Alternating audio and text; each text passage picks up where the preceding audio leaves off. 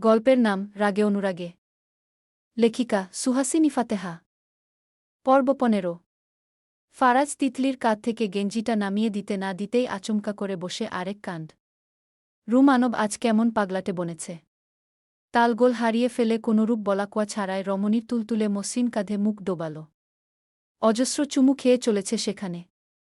গভীর থেকে গভীর হচ্ছে সেই বেপরোয়া স্পর্শ। তার পুরুষালী দুঠোঁটের ভেজা স্পর্শ যেন রমণীর কাঁধ থেকে কিছু একটা মুছে ফেলার খেলায় মেতেছে আজ। ঘটনাটা রাগের মাথায় শুরু করলেও তবে এখন পরিস্থিতি ভিন্ন। নেশায় হারিয়ে গিয়েছে ফারাজ। অবাধ্য হাত দুটোও থেমে নেই তার। বারবার রমণীর নরম দেহের এদিক ওদিক বেসামাল গতিতে স্পর্শ করে যাচ্ছে। তিতলি ক্ষণে ক্ষণে ঢোক গিলছে। একসাথে ঠোঁট, হাত, ঘন ঘন উষ্ণ নিঃশ্বাস সব মিলিয়ে সুরসুর করে উঠছে তার সবাঙ্গ। সাথে শ্বাসপ্রশ্বাসের নিয়ম বেড়েছে। চোখ দুটো খিচে বন্ধ করে রেখেছে। খুব অদ্ভুত উত্তেজনা, ভালো লাগা সব মিলিয়ে জড়সড় হয়ে আছে সে। অন্য সময় হলে সে বকবক করত ছাড়ুন ছাড়ুন বলে, তবে সপ্তদশী আজ চুপচাপ। পায়ের কমে আসা ব্যথা ফের বেড়ে গিয়েছে ফারাজের পেশিবহুল হাতের রুষ্ট চাপ পেয়ে। ব্যথা দিয়ে এখন তাকে চুমু দেওয়া হচ্ছে। সে চুপচাপ পায়ের ব্যথা নিয়ে ঠোঁটে ঠোঁট চেপে সহ্য করে গেল। গাল বেয়ে চোখের পানি পড়ছে। অগ্রসর যুবকের নরম ঠোঁটের স্পর্শ কাঁধ থেকে এবার ধীরে ধীরে গলার নিচে নেমে যাচ্ছে। খোঁচা খোঁচা চাপ দাড়ির ঘর্ষণে হুল ফুটছে তিতলির নরম দেহে। কানের লতিতে ঠোঁট ছুঁয়েছে দু-একবার। তিতলি ছটফট করে সরতে চাইলেও পারছে না। পেছন থেকে ফারাজ তাকে আষ্টেপৃষ্ঠে জড়িয়ে নিয়েছে। মুখ তুলে কিছুক্ষণ তিতলির অল্প ফাঁক হয়ে থাকা অধরযুগলের পানে কামুন নেশাক্ত চোখে তাকিয়ে থাকে ফারাজ। হয়তো সে সেডিউস হচ্ছে। এমন হতে থাকলে সে এই মুহূর্তে অনেক কিছু করে বসবে।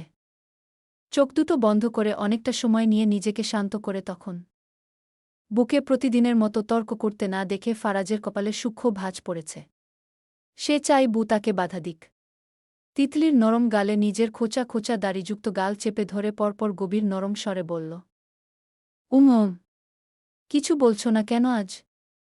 তিতলি শুনেও কিছু বলে না প্রথমে। অন্যদিকে মুখ ঘুরিয়ে নেয়। কাঁধটা ভিজা ভিজা লাগছে তার। আশ্চর্য, তার কাঁধে কি থুথু দিয়েছে নাকি এই লোক? বা হাত তুলে নিজের কাঁধে রাখল যেখানটায় কিছুক্ষণ আগে ফারাজ চুমুতে ভরিয়ে দিয়েছিল। ফারাজ বিদ্ধা আঙুল দিয়ে আলগোছে নিজের ভেজা ঠোঁট দুটো মুছে নিল। তিতলির মুখোমুখি বসে হাত বাড়িয়ে নরম চোয়ালখানা ধরে নিজের দিকে মুখ ঘুরিয়ে আনল। তিতলি তাও নিচের দিকে তাকানো। ব্যথায় কাঁদছে সে। ফারাজ ভাবছে একটা ধমক দিবে ওই ঘটনার জন্য, কিন্তু তিতলির চোখের পানি দেখে দমল। বিচলিত দেখাল তাকে। খসকসে দু হাতের আজলায় তিতলির মুখ উঁচু করে মধ্যমা ও তর্জনী দু আঙুল দিয়ে চোখের পানি মুছে দিয়ে নরম গলায় বলল, পায়ে অনেক ব্যথা পেয়েছ? তিতলি অবাক হয় ফারাজের ভয়েস টোনে। নাক ফুলিয়ে রাখে সে। নাকের ডগা লাল হয়ে আছে তার। ব্যথা পায়নি সে। একদম কোনো ব্যথা পায়নি। ব্যথা দিয়ে আবার বলছে সে ব্যথা পেয়েছে। অভিমানে তার কণ্ঠে আষ্টেপৃষ্ঠে জড়িয়ে। আমি ব্যথা পেলে আপনার কি? এত নাটক করতে হবে না আপনার। আপনি যান। ফারাজের মুখের অভিব্যক্তি কঠিন। অন্য সময় হলে হয়তো সে এ কথার পরিবর্তে তেজ দেখাত রাগ ঝাড়ত। তবে এবারও তার গলার স্বর নরম শোনাল। যা জিজ্ঞেস করেছি ঠিকঠাক উত্তর চাই। পায়ে অনেক ভালোবাসা পেয়েছি। ফারাজ বিরক্ত হয় তিতলির তারা কথায়। কটমট দৃষ্টিতে তাকায়। এই অবাধ্য বউ তাকে না রাগিয়ে শান্তিতে থাকতে পারে না। জিভের ডগায় গাল ঠেলে আচমকা মৃদুস্বরে আওড়াল, সবসময় আমার রাগ বাড়িয়ে দাও কেন? কখনো কমিয়েও তো দিতে পারো গো। অভিমানী তিতলি আর চোখে চোখ তুলে তাকাল। দুজনের চোখাচোখি হল। ফারাজ গভীর দৃষ্টে তাকিয়ে একইভাবে। দুই তার চাহানি। চোখের পলক ফেলছে না ভুলেও। তিতলি চোখ নামিয়ে নিল। সরু নাকের পাটাটা সামান্য ফুলিয়ে মুখ ঝামটি মেরে বলে বসে, আমি আপনার রাগ বাড়ানোক মানোর কে? সহসা ঠোঁট কামড়ে হাসল ফারাজ। তিতলির দিকে মুখটা সামান্য ঝুঁকিয়ে আনে। পরক্ষণে মানবীর মুখের উপর সামান্য ফু দিয়ে দুষ্ট কণ্ঠে শুধাল, ওয়াইফ, তুমি আমার রাগ বাড়াতে পারো, ফের কমাতেও পারো, damn I swear. So come closer, try it and see. Titli কিছু বলে না। নাটক করে তার সাথে। মুখ ভেঙচি কেটে সেও মনে মনে বলে, ওয়াইফ। তাকে ঘুরতে নিয়ে যেতে পারেনি আবার বর্বর কথা। উল্টো এসে শরীরের সবটুকু শক্তি প্রয়োগ করে তার পায়ে ব্যথা দিয়েছে। এত পাষাণ লোক সে ১৭ বছরের জীবনে দেখেনি। তবে মনে মনে অনেক খুশি হয়, লজ্জা পায় সে। কান্নারত মুখ দেখে সেটা আন্দাজ করা গেল না। বিছানায় শুয়ে চুপচাপ নরম তুলতুলে বালিশে মুখ গুজে রাখল সে। ফারাজ তিতলি কিছু বলছে না দেখে উত্তরের অপেক্ষা করে না। রাগের মাথায় সত্যি মেয়েটার পায়ে অনেক ব্যথা দিয়ে ফেলেছে। এতটা নির্দয় মানব হল কবে সে? তার ডাকে সাড়া শব্দ দিচ্ছিল না, তাই বলে কি? যদিও সে বুকে শাস্তি দিতেই বিয়ে করেছে, তবে এখন কেন এমন অনুতপ্ত লাগছে? রুমানব তক্ষুনি হাত দিয়ে তিতলির পাজোড়া আলগোছে নিজের বলিষ্ঠ উরুর উপর রাখল। তিতলি হতভম্ব হয় ফারাজের কাজে, তবে কিছু বলে না।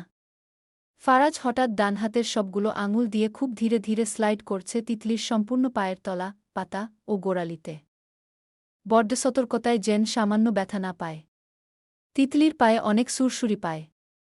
পা ছুটাছুটি করে উঠতে নিয়ে তেজ দেখিয়ে বলল, সুরসুরি দিচ্ছেন কেন? ফারাজ চোখ রাঙিয়ে তাকায়। তারপর গম্ভীর স্বরে হুকুম ছাড়ল, চুপ! নড়াচড়া বন্ধ, দেখতে চাই। নয়তো এই মুহূর্তে অনেক কিছু করে বসব আমি। আমাকে কিছু করতে বাধ্য করো না।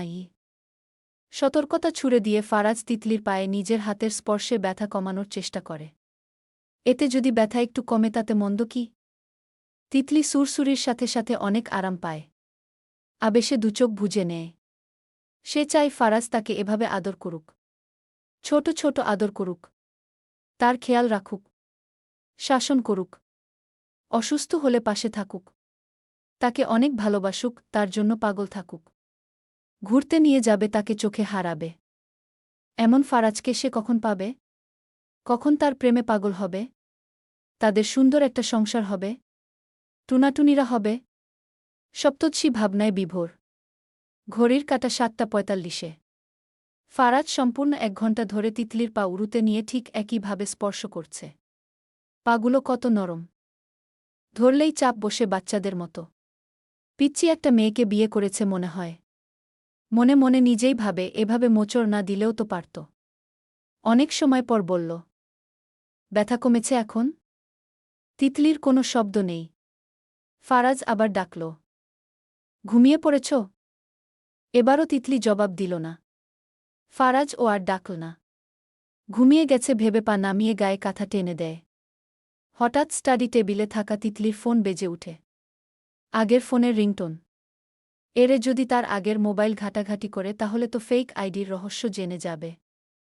আরও ফোনে কোনো লক নেই, তার উপর ফেক আইডি লগ ইন করা। তিতলি শুয়া থেকে উঠতে চাইতেই ফারাজের চিবুক শক্ত হয়। সে ডেকেছে বলে ঘুমের ভান ধরেছিল, আর এখন ফোন বাজছে বলে উঠে যাচ্ছে। যুবক কেমন দাঁতে দাঁত চেপে বলল, খবরদার উঠার চেষ্টা করবে না একদম। যখন আমি ডাকছিলাম তখন কানে তুলো দিয়েছিলে, এখন বুঝি তুলো সরে গেছে? তিতলি বিছানায় শুয়ে থেকে অন্যদিকে মুখ করে বলল, কে কল করেছে আমি দেখব গু। তখনও একনাগারে ফোন বেজেই চলছে।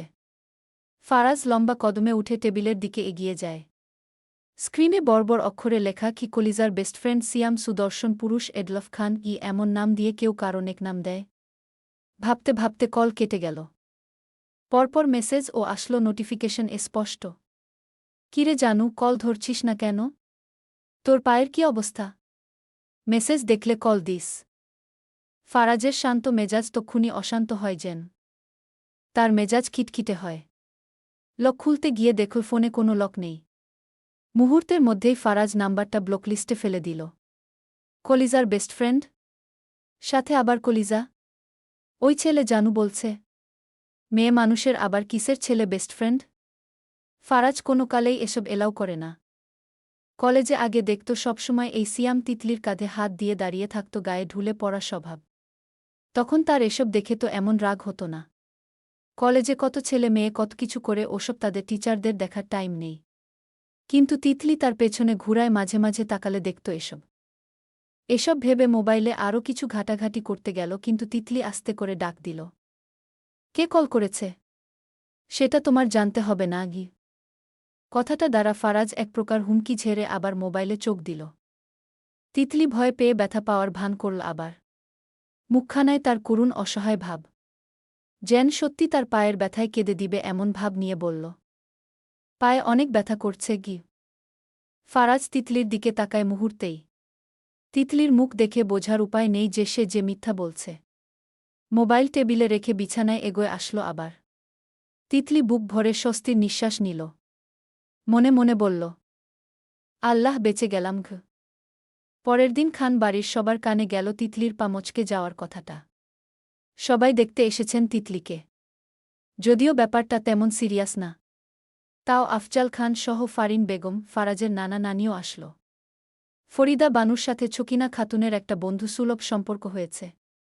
দুজন একই ভাষায় কথা বলে বয়সও এক। মনে হয় পুরানো বান্ধবী খুঁজে পেয়েছেন তেমন ভাব। বুড়ো মানুষ মুখে কিছু আটকায় না। দুজনে যা তা বলে বলে ড্রয়িংরুম গরম করে দিচ্ছেন। ড্রয়িংরুমে বেআইনেরা সবাই আড্ডা দিচ্ছেন। ফরিদা বানুকে হঠাৎ ছকিনা খাতুন বলে উঠলেন, নাতিরে কয়বার কইছি নাত বুডারে পোয়াতি বানায় দে নাতি। কোনোদিন মরি যায় বয়স তো কম অন্য ভাইবছিলাম নাতির ঘরের পন্তির গোড়ে একাকানা দেখি জামুগু। ছকিনা খাতুনের কথাটা ড্রয়িংরুমে সবাই শুনল। সবার মুখের অবস্থা কেমন যেন হয়ে গেল।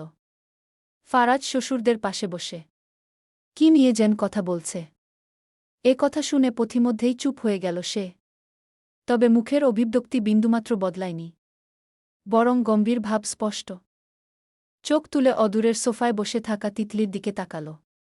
তিতলি সবার মাঝে সহসা খুব খুব করে কেসে উঠল। ফরিদা বানু বললেন, নাতিন শরম পাইতাছে গি। তিতলি উপরে মুখ তুলে তাকাতে পারে না। অনেক লজ্জা পেয়েছে সে। অথচ দেখো ওই ভাল্লুকটা কিভাবে তার দিকে তাকাল।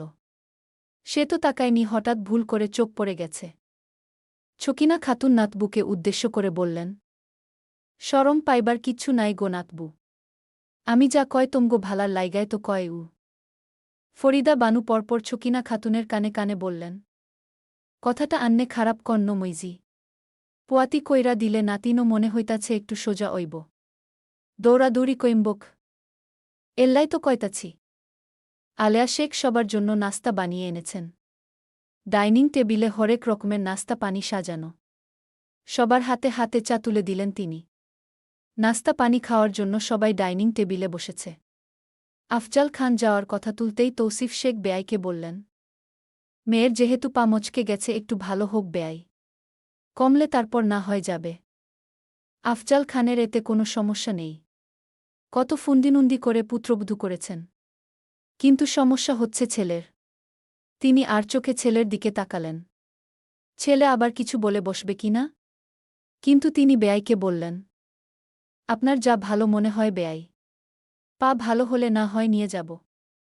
সবাই আফজাল খানের কথায় সায় দিলেন। বড়দের কথার ভেতরে ফারাজ কিছু বলে না। এরই মাঝে কেটে গেছে আরও 10 দিন। এই তো সেদিন বিয়ে হলো মনে হয়, কিন্তু ক্যালেন্ডারের হিসাবে আজ তাদের বিয়ের 1 মাসেরও বেশি হয়ে গেছে। ফারাজ তিতলির সম্পর্কে কোনো নতুন পরিবর্তন আসেনি। 5 দিনে তিতলির পা ভালো হয়ে যায়। ওই 5 দিন তিতলি বাবার বাড়িই থেকেছে। এখন শ্বশুর বাড়ি এসেছে। তিতলি ফারাজের সাথে আগের মতো বকবক করে না, এটা সেটা বলে সারাক্ষণ বিরক্ত করে না। কিছু বললেও ইগনোর করতে চাই। কিন্তু সবার সাথে ঠিকই আগের মতো হেসে হেসে চঞ্চলতায় কথা বলে। তা বোধহয় সহ্য হচ্ছে না ফারাজের। রেগে কিছু বলতে গেলেও তিতলি শাশুড়ির আম্মুর কাছে চলে যায়। কয়দিনে মেয়েটা তার কাজ ঘেঁষে না, মুখে মুখে তর্ক করে না। ফারাজের রাগ হয়ে আসবে। তিতলির পেট খারাপ সকাল থেকে। কলেজে যাওয়ার কথা ছিল কিন্তু পেট খারাপ হয়ে গেছে। এতে বরং সেও খুশি, কারণ আজকে নিধিরা কেউ যায়নি। ওষুধ খেয়ে এখন একটু ভালোর দিকে। তিতলি আজকে কয়দিন ফেসবুকে ঢুকে না, হোয়াটসঅ্যাপও না। তাই মোবাইল নিয়ে ফেসবুকে ঢুকে মেসেজ অপশনে ক্লিক করল। দেখল সিয়ামের অন্য এক আইডি থেকে 10 মেসেজ। সবগুলোতে লেখা, কি রে তোর কি হয়েছে, আমাকে সবকিছু থেকে ব্লক করে দিয়েছিস কেন? আরও কত কত মেসেজ। জামাই পেয়ে বুঝিয়ে আমাদের পর করে দিলি গু। এই তোর বেস্ট ফ্রেন্ডের নমুনা ঘ। তিতলি অবাক হয়ে যায় সিয়ামের এসব মেসেজ দেখে। সে কখন ব্লক করল? হতবিহ্বল হয়ে সিয়ামকে মেসেঞ্জারে কল দেয়। কিছুক্ষণ পর রিসিভ হল। কল রিসিভ হওয়া মাত্রই ওপাশ থেকে সিয়াম বলে উঠল, কিরে কি হয়েছে তোর? কোন দুনিয়ায় হারাইছিলি?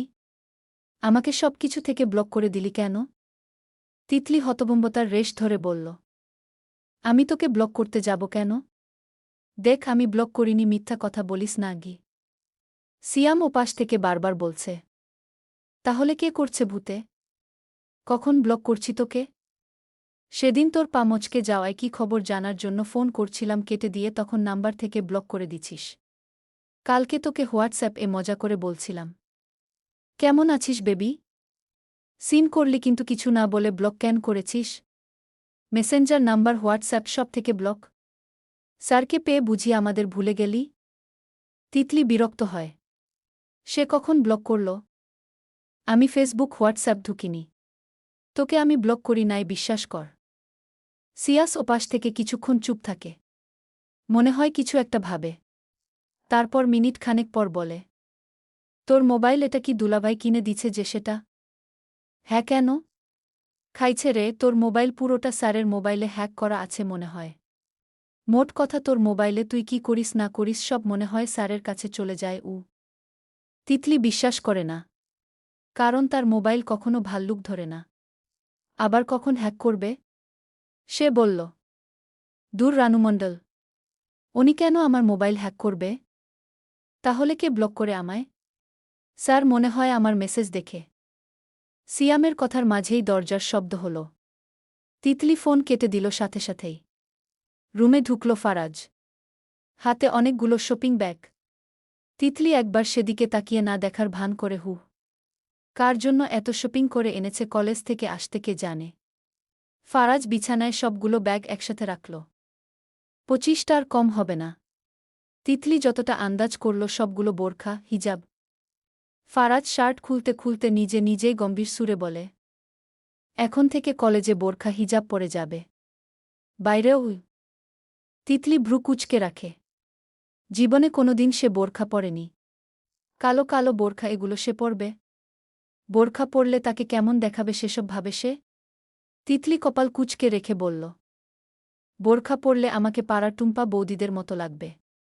আমি পরব না। ফারাজ নিজের পরনের শার্টটা খুলে সোফায় ফেলেছে। তোয়ালে হাতে নিয়ে শাসনের আদেশ দিল, আমি বলছি মানে তুমি পরবে। এক কথা দ্বিতীয়বার বলা আমার পছন্দ না।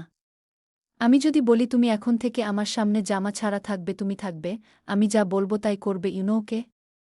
তিতলি নাক সিটকায়। এখন সে শাড়ি পরে না, জামা পরে। আর এই লোকটাকে? আস্তাগফিরুল্লাহ। আমি আপনার কথা শুনব না। আপনার মন চাইলে আপনি থাকুন, আমার কি?